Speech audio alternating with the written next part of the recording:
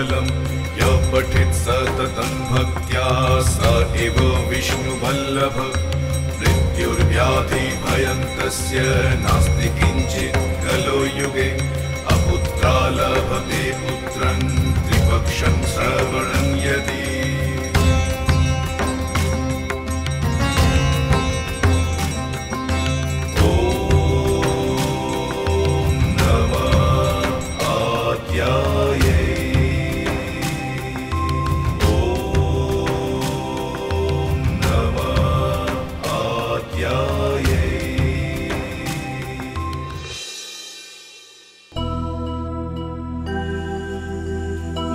প্রসাদ সব থেকে বড় ওষুধ। নে খেয়ে নে খেয়ে নে। এতক্ষণ তো শুনলে আদ্যাশক্তি মহামায়ার গল্প। তিনি যেমন করে শুম্ভ নিশুম্ভকে বধ করেছিলেন ঠিক সেইভাবেই সমস্ত তোমাদের রোগ বালাই দূর করে দেবেন। বলু শরীর কেমন আছে দেখি দেখি। এখনো তো জ্বরটা আছে অল্প, তার অপেক্ষা কর।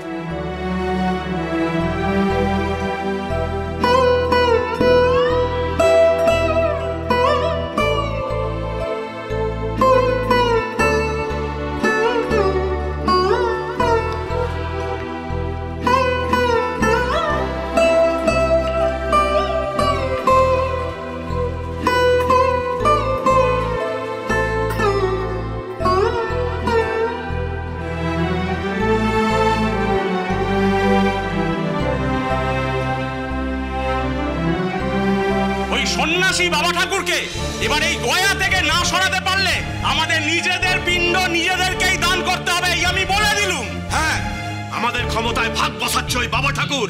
আর দেরি করলে আমাদের মান তো যাবেই, অর্থও যাবে। বাবা ঠাকুরকে মেরে ফেলাই সমীচীন। আপনি অনুমতি দিন জমিদার মশাই। অনুমতি দিন, অনুমতি দিন। থামুন থামুন। বাবা ঠাকুরকে মেরে ফেললে ওই ছোট লোকগুলো ক্ষেপে উঠতে পারে। মনে রাখবেন, ওরা কিন্তু সংখ্যায় আমাদের থেকে বেশি, তাই সেই কাজ করা ঠিক হবে না। এখনো ঠিক বেঠিক অঙ্কের হিসেব করতে বসলে নিজেদের কপাল নিজেদের চাপড়াতে হবে। জমিদার মশাই, আমি বলছি আপনি আপনার লেটেলদের আমাদের দিন। যদি বাবা ঠাকুর ভালো কথায় আদ্যা মূর্তি নিয়ে এখান থেকে সরে যায় তাহলে ভালো, আর তা যদি না হয় তাহলে ওর দেহ এখানে পড়ে থাক। আমরা ওর আত্মাকে গয়া ছাড়া করার ব্যবস্থা করি।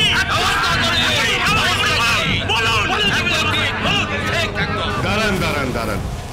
দেখুন, আপনারা সমাজের মাথা, সেটা ঠিক কথা, কিন্তু এই জমিদারিটা আমার।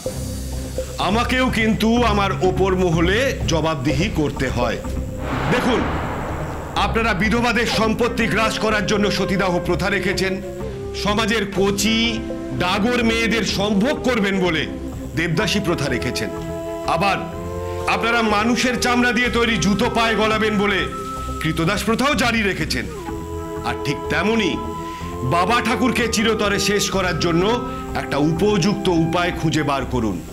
তাতে বাবা ঠাকুরও মরে আর আমার জমিদারিরও সুনাম বজায় থাকে।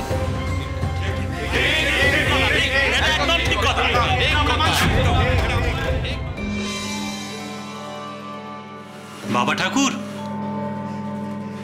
নাগা,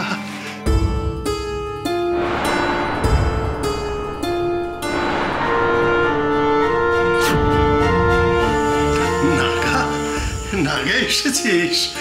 আয় আয় বাবা আয়। আমি তো তোর অপেক্ষাতেই আছি। তুই এসে আস্তে আস্তে মায়ের পূজার দায়িত্বটুকু নিলে আমি নিশ্চিন্ত মনে এদের চিকিৎসার কাজটুকু করতে পারি। তা এতদিন আসিসনি কেন বাবা? হা কপাল, মন্দিরের ভেতরে সেই চাড়াল। শুনেছি বাবা, তুমি কি সব ম্যানেজ করলে গো? ওর তো চল অচল, ওর ছায়া মারানো মহাপাপ। আমরা ছোট জাত, কিন্তু কিন্তু ওর তো জাত কুল কিচ্ছু ঠিক নেই গো।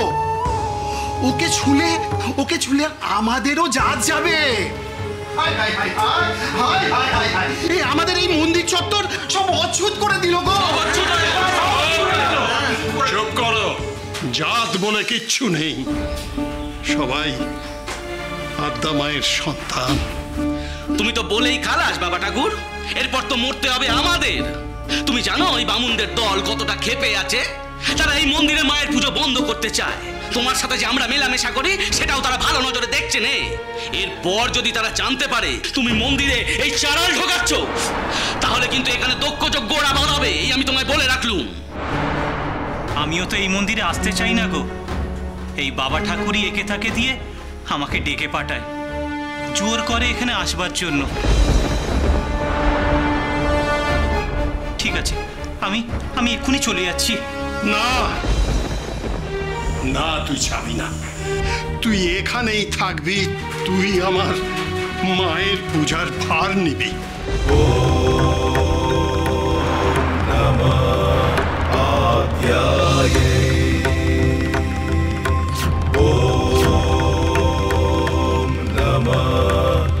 তাহলে বাবা ঠাকুর আমাদের মাফ করতে হবে। তুমি যদি ওই চাঁড়ালকে পুজোর দায়িত্ব দাও তাহলে কিন্তু আমরা চলে যাব এখান থেকে। তোরা থাকবার বা চলে যাবার কে রে? আমার ইচ্ছেময়ী আত্মা যদি চান তাহলে এই গুহার এক পা বাইরে তোরা পা ফেলতে পারবি না। আর যদি তিনি চান যে তোরা এখানে না আসিস, তাহলে তোরা এখানে আসতেও পারবি না। যা যা, এখন তোরা সব যা যা, আমার নাগার সঙ্গে একটু কথা আছে। যা বাবা, যা যা।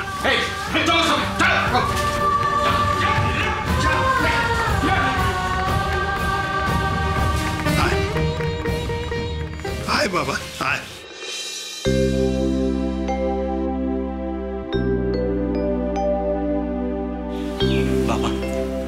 বাবা, কেন তুমি এরকম জেদ করছো? এর ফল কিন্তু ভালো হবে না বাবা। গীতায় বলেছে, কর্মণ্যে বাধিকরস্তে মা ফলেষু কদাচরেৎ। কাজ করে যেতে হবে, ফলের আশা করলে চলবে না। আমি আমার কাজ করছি, তুই মায়ের পূজার দায়িত্ব নিবি, আর আমি ব্রাহ্মণ্য মতে তোকে যজ্ঞোপবীত দান করব। মায়ের পুজোর দায়িত্ব আমি বুঝে নেব, আর আমি যজ্ঞোপবীত ধারণ করব এই শূদ্র হয়ে? এ তুমি কি বলছো বাবা? লোকে তোমাকে কি বলবে না বলবে আমি জানি না, তবে আমি নিজেই তোমার এই কাজকে সমর্থন করতে পারছি না বাবা। এই ভয়ঙ্কর ইচ্ছা তুমি তোমার মন থেকে সরিয়ে ফেলো বাবা। এক সময় তোর ইচ্ছে হয়েছিল যজ্ঞোপবীত ধারণ করার, আর তাছাড়া এই ইচ্ছে তো আমার নয় বাবা, এই ইচ্ছে তো মায়ের। মা নিজে আমাকে বলেছেন তোর উপর পূজার সম্পূর্ণ দায়িত্ব দিতে। মা বলেছে? হ্যাঁ, তবে শোন,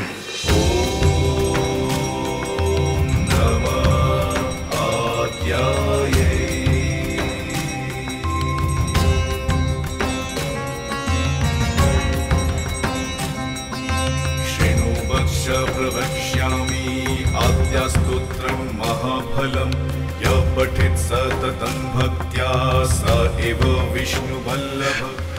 মারে, যে কটা দিন মায়ার জগতে রাখবি ততদিন যেন মানুষের সেবা করে যেতে পারি। শুধু সময় ফুরিয়ে আসছে রে মা। আজকাল পিদিম ধরতে হাত কাঁপে, চোখের দৃষ্টি দূর অবধি যায় না। আমার দীপ যে নিবু নিবু, আমার দীপ নিভে যাওয়ার আগে এই রামশিলা পাহাড়ের গুহায় তোর সামনে দীপ জ্বালানোর মানুষ যেন খুঁজে পাই মা। তার হাতে যেন সব দায়িত্ব দিয়ে যেতে পারি। মা, তুই তুই তোর পূজারীকে এনে দে মা, এনে দে, এনে দে। ओमसो बन्धनान्मुक्ति विप्रवक्त्रात् श्रुतं यदि मृतवत्सा दिववत्सा षण्मशं श्रवणं यदि भयं सङ्कटे युगे इन्द्राणी अमरावत्या अम्बिका वरुणालये जमालये कालरूपा भुविर्भवने शुभा महानन्दाग्निकोणे च তোর পূজারি মা, তবে এনে দে, আমার কাছে এনে দে মা, এনে দে ওকে, আমার কাছে এনে দে, এনে দে। আদিশক্তি আদ্যাপি সোম থেকে শনি সন্ধ্যে ৭টায় আকাশ ৮-এ।